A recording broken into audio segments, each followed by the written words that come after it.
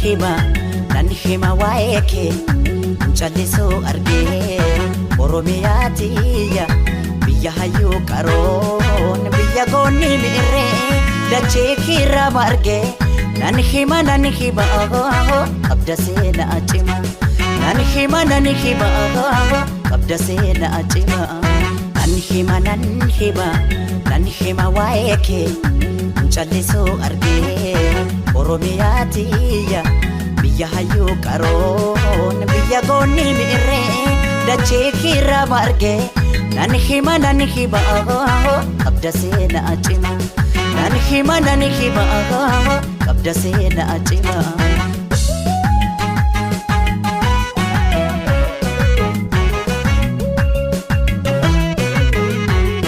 Kan sitti baqatees kan sirraa dhalatees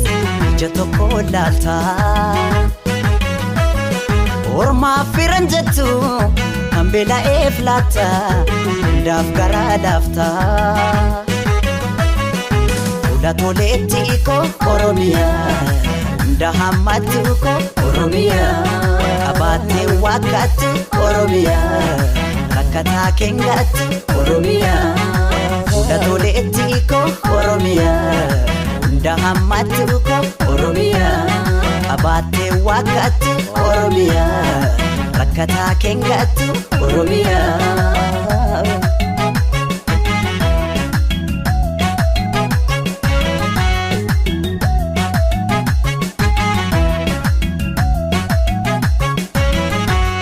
Kaniin oore qabu isinii hambaan koo otoon aboo dhabuu maaf ta'e carraan koo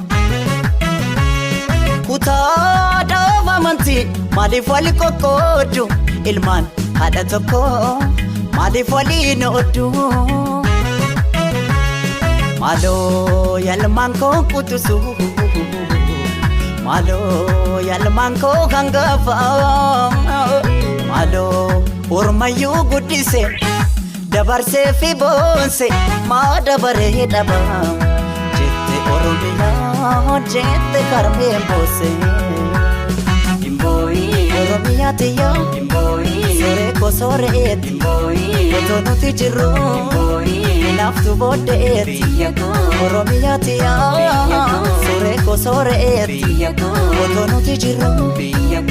Naaftu booddeeti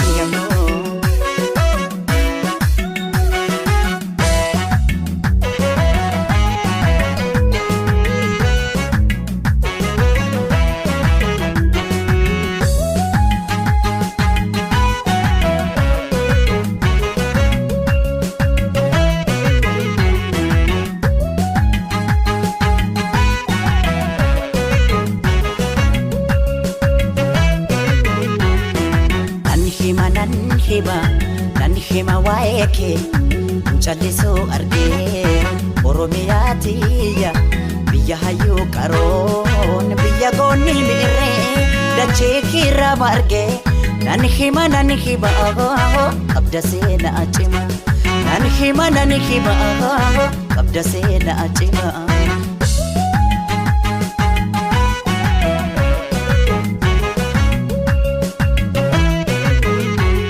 Fincahaa fi gibeen suma keessa jiru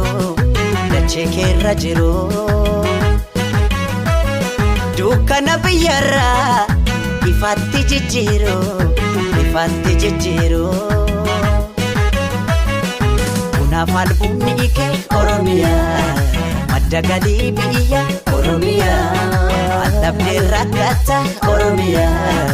yaboonsituu tiyya Oromiyaa Kunaaf albuunni kee Oromiyaa madda galii biyya Oromiyaa Allabdee rakkata Oromiyaa yaboonsituu tiyya Oromiyaa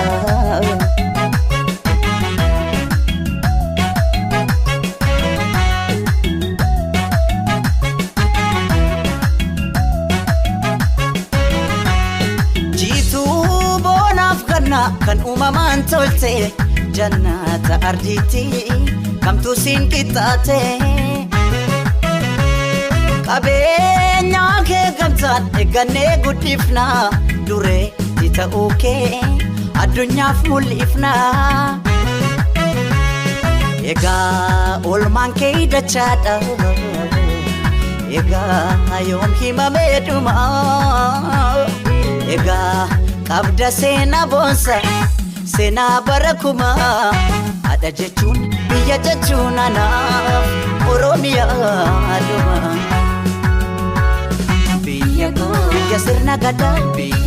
madda walqixxuu gaaddisa odaan kee mallattoo eenyummaa Oromiyaati suuree koo sooreetti otoo nuti jirru hinaaftu booddeetti biyya sirna gadaa madda walqixxuu gaaddisa odaan kee